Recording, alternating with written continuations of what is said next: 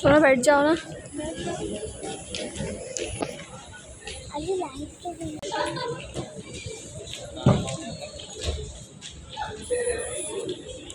आसिफ भाई को स्टेज पे बुलाऊंगा।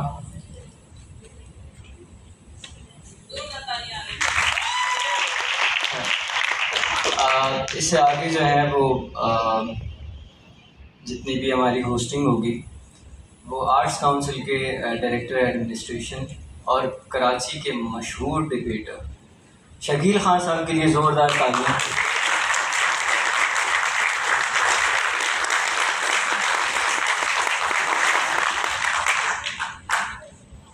बिस्मिल्लाहिर्रहमानिर्रहीम। मेरे वतन में पहाड़ों के फूल महकेंगे, मुझे यकीन है शरारों के फूल महकेंगे। कभी तो दीदाए नरगिस में रोशनी होगी, कभी तो उजड़े दियारों में फूल महकेंगे। और चमक ही जाएगी शबनम लहू की बूंदों से, रविश रविश पे सितारों के फूल महकेंगे।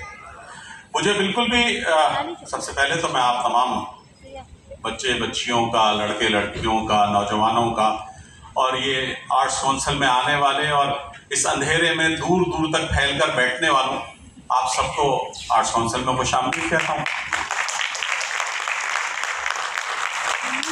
अच्छा, एक बात ये भी है कि पता नहीं शायद आज़िब ने ये आगे की सीटों के पैसे कुछ ज्यादा रखे हुए हैं जो ये लोग पीछे बैठे हुए हैं जाकर।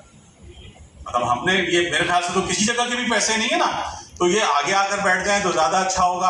और ये तारीकी और तन्हाई और ये सारे एहसास जो है ना, ये मिट जाएंगे करीब करीब आने से, लोगों के साथ साथ बैठने से। मुझे आज़िब ने यहाँ बुलाया, अभी मैं अपने ऑफिस में बैठा हुआ था और आज जिस तरह से कि ये बताया है कि मैं डायरेक्टर एडमिनिस्ट्रेशन हूँ इस ऑर्गेनाइजेशन का, arts council of Pakistan Karachi का। और आप सब लोग जो हैं वो यूथ एम्बेसडर्स हैं। मेरे और आपकी उम्रों में बहुत बड़ा फर्क है, एक ऐसा फर्क है कि जिसको आप बांट नहीं सकते और मैं आपकी तरफ जा नहीं सकता, मैं आप तक पहुंच नहीं सकता और आप मुझ तक नहीं आ सकते। लेकिन हम इस एक ब्रिज जरूर बन सकते हैं, एक पुल जरूर बन सकते हैं, एक ऐसे पुल की तरह, एक ऐसे ब्रिज की तरह। अच्छा, फिर बाज़ औक़ात मुझे ये एहसास होता है कि मैं शायद आप लोगों के मुकाबले में उर्दू थोड़ी सी, आप मुझसे ज़्यादा इंग्लिश अच्छी बोलते हैं और मैं शायद उर्दू ज़्यादा अच्छी बोलता हूँ, तो शायद कहीं कहीं ये गैप भी आ जाता है। लेकिन मैं कोशिश ये करूँगा कि मेरे और आपके दरमियान ये गैप कम से कम रहे, हमारे दरमियान ये फासला कम से कम हो। और ये इस यूथ एम्बेसडर प्रोग्राम का असल मकसद यही है कि हम आपको उस मेन स्ट्रीम में लाना चाहते हैं, उस जगह लाना चाहते हैं कि जहां आर्ट्स काउंसिल आज पहुंच चुकी है। Arts council of Pakistan Karachi साल में हजारों से ज्यादा प्रोग्राम करती है, हजारों, और मैं इसमें कोई मुबालगा नहीं कर रहा, हजारों से ज्यादा प्रोग्राम हम करते हैं। हमारी कॉन्फ्रेंसेस, हमारे यूथ फेस्टिवल्स, हमारे सेमिनार, हमारे रोजाना जो आर्ट प्रोग्राम हम करते हैं, उन सब में हम आपको आने की दावत देते हैं। और आज़िब जैसा खूबसूरत नौजवान आपके साथ है कि मैं इसके लिए, मैं जब यहाँ आ रहा था तो मैंने कहा कि एक तारुफ तो मेरा तुम ये भी कराना कि आज़िब एक नहायत खूबसूरत आदमी और उसके मुकाबले में तुम एक नहायत बदसूरत आदमी को बुला रहे हो, तो मैंने कहा कि एक तारुफ तो मेरा ये भी करा देना।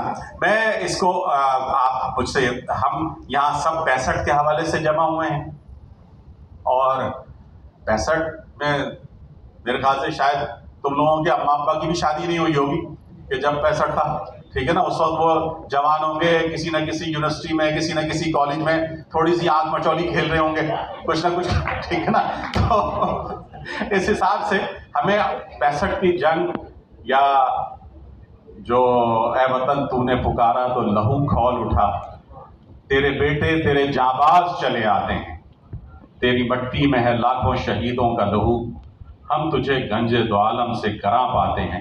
गंजे दो आलम से मुराद समझती हो ना तुम लोग? नहीं समझती? अगर जो नहीं समझता हो वो इनसे समझ लेना, जो कह रहे हैं समझते हैं, और अगर ये गलत बताएं तो फिर मेरे पास आ जाना, तो मैं बता दूंगा क्या है। लेकिन ये कि 65 की जंग इस मुल्क का एक आइकन था, एक ऐसा वक्त था कि जब हमने ये, मैं कोई आपसे इस बात की ये नहीं कहूँगा कि जंगें कोई बहुत अच्छी चीज़ होती है, बुरी चीज़ होती हैं, लेकिन अपने हक के लिए लड़ना, अपनी वतन के लिए लड़ना, अपनी ज़मीन का दिफा करना, अपनी इज्जत का दिफा करना, ये सारी चीज़ें जब आप पर जंग मुसल्लत कर दी जाए तो आपके लिए ज़रूरी हो जाता है कि आप उस जिहाद में हिस्सा लें, उस जंग में हिस्सा लें। हम जिस जगह पर बैठे हुए हैं वहाँ पर हमें बड़ी शिकायत होती है, जिसे भी देखिए गिला, वतन से ये नहीं मिला, वतन से वो नहीं मिला, कोई नहीं जो ये कह दिया, वतन को मैंने क्या दिया। हम कोशिश ये कर रहे हैं, ये नौजवानों के जरिए, आसिफ जैसे, शहरयार जैसे, ये नौजवान मेरा बैठा हुआ है दोस्त, मेरा बड़ी मोहब्बत से मुझे सलाम करता है, ये नहीं बैठा हुआ है, नहीं तो खैर नौजवान नहीं है लेकिन बहरहाल है थोड़ा बहुत कुछ ना कुछ, नसीम शेख बैठा हुआ है, ये सारे लोग जो हैं, या वो अहमद अराज खड़ा हुआ है, वो हमारा नौजवान, ठीक है ना।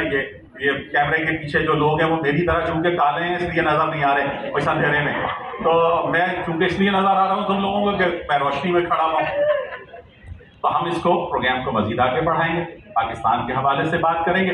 मेरी दरखास्त आने वाले सारे मुकर्ररीन से है कि यार चीखो नहीं भाई, मतलब चीखना चिल्लाना नहीं करो, बात जो है ना वो जरा रसानियत के साथ, मोहब्बत के साथ। हम जब चिड़ियों की चहचहाहट होती है ना उसको हम बहुत पसंद करते हैं, जब चिड़ियाँ चहचहाती हैं, लेकिन कौवे को बोलना तो कोई भी पसंद नहीं करता। तो तकरीर में जान पैदा करो, अपने मैटर में जान पैदा करो, अपनी आवाज़ में जान पैदा नहीं करो।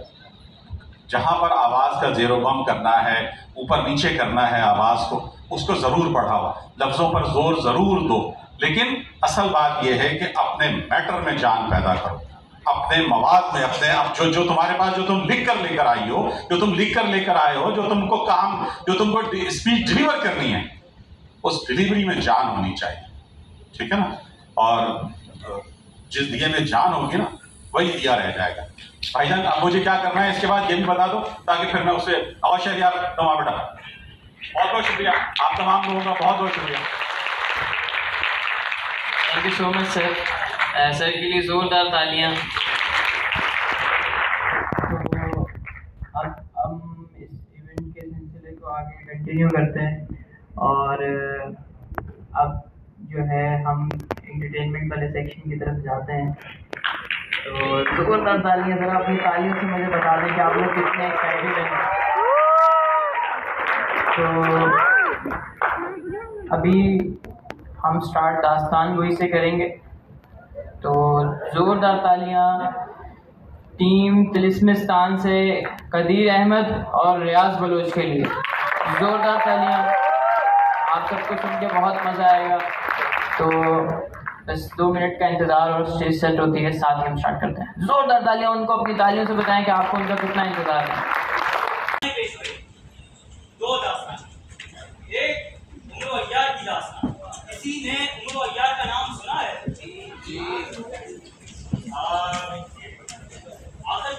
आवाज आ रही है? हाँ हाँ जी जी जी। तो उमर वैयार करते थे अय्यारी। अय्यारी कहा जा सकता है कि इस्लाम में जादूगरी हराम है, ये तो हम सब मानते हैं। क्या हराम है? जादूगरी हराम है, लेकिन अय्यारी हराम नहीं है। अय्यारी धोखाबाजी हम शौक से करते हैं। तो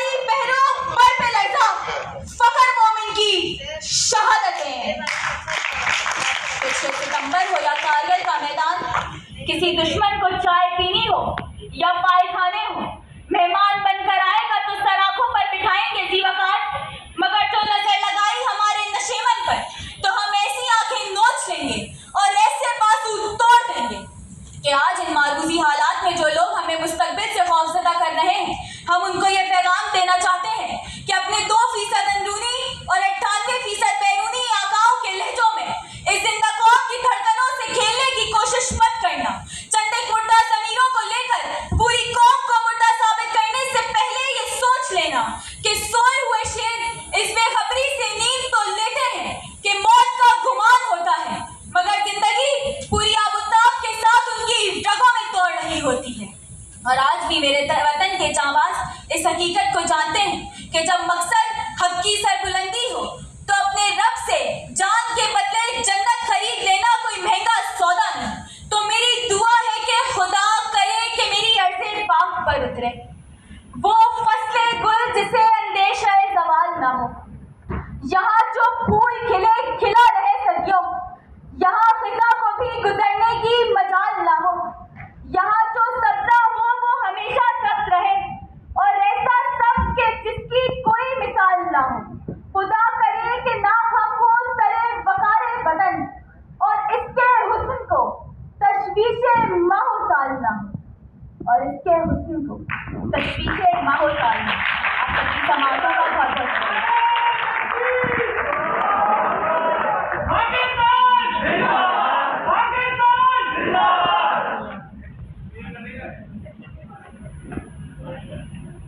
बहुत बहुत शुक्रिया जोया आपकी कीमती अल्फाजों का और आपकी तकरीर का।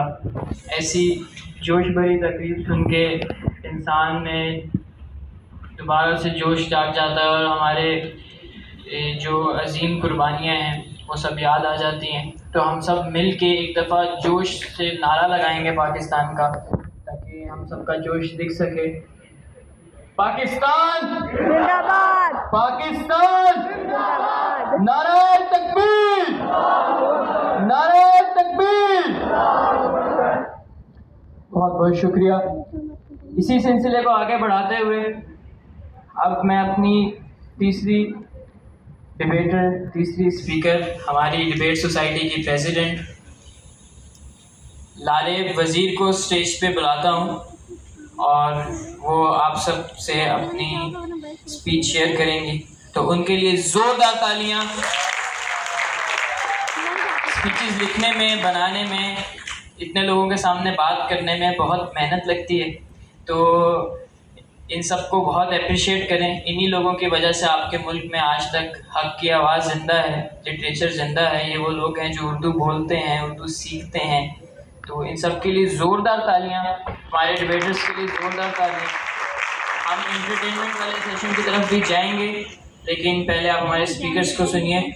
तो लारेब के लिए ज़ोरदार तालियां।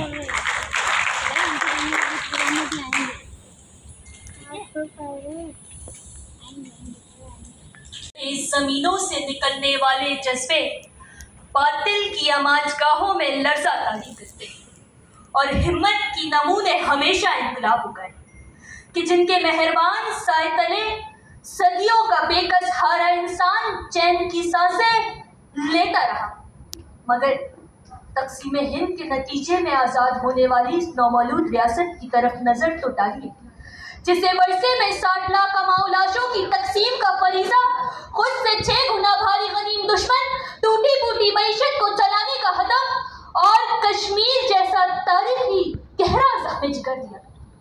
लेकिन कौन जानता था कि यही नौमौलूद रियासत पाकिस्तान दुनिया की 8वीं और आलम इस्लाम की पहली एटमी कुव्वत बनकर पूरी दुनिया और आलम इस्लाम में अपना परचम सरबुलंद कर जाएगी।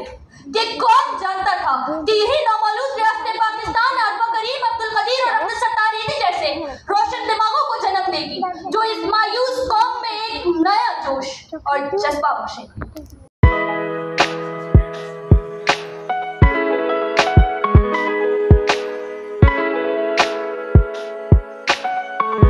हेलो गुड़िया, ए गुड़िया, गुड़िया मस्त है भाई। हम लोग अभी भी आर्ट काउंसिल में ही हैं और जो है वो इधर आ जाओ।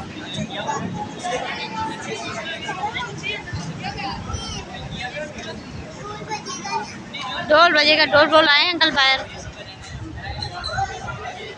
तो जी अभी हम आए आर्ट काउंसिल में, ये आप लोग देख सकते हैं। थोड़ी देर के लिए बाहर आए हैं हम लोग वहाँ से। चल रहे ना बेटा, चलो जी चलते हैं अंदर।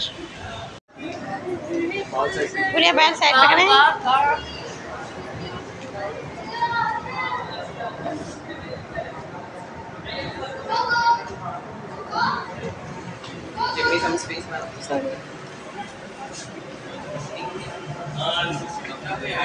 जी जी जी ठीक है, वैसे भी करता हूँ सर।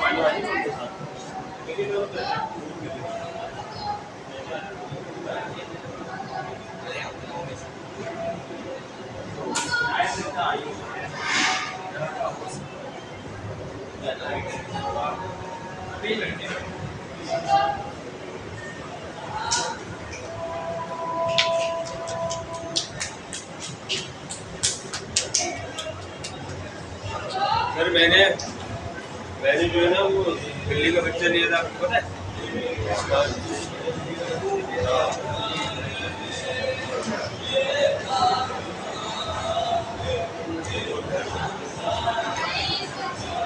क्या गुड़िया क्या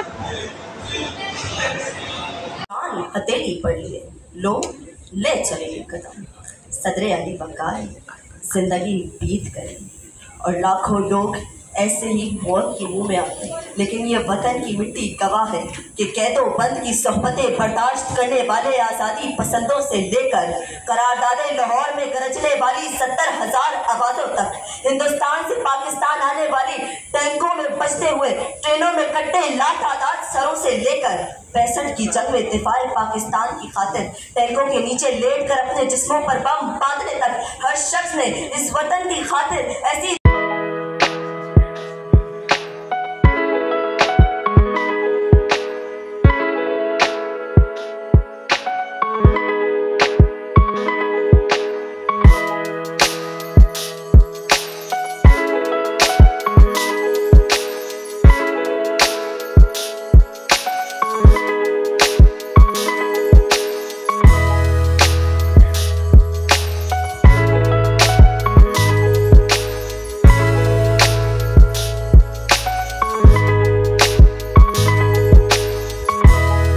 गेम खेल रही है, थकी नहीं है इतना है।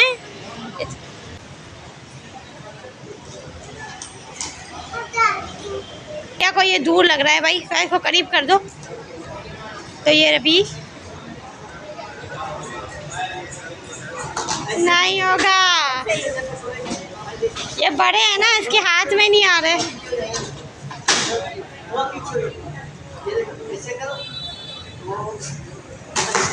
वाओ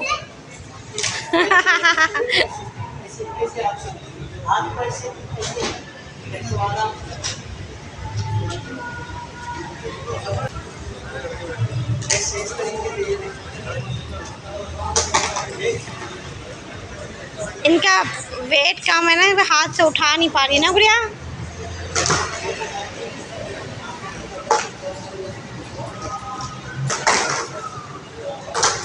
चलो कोई बात नहीं, गुड़िया से नहीं होगा। चलो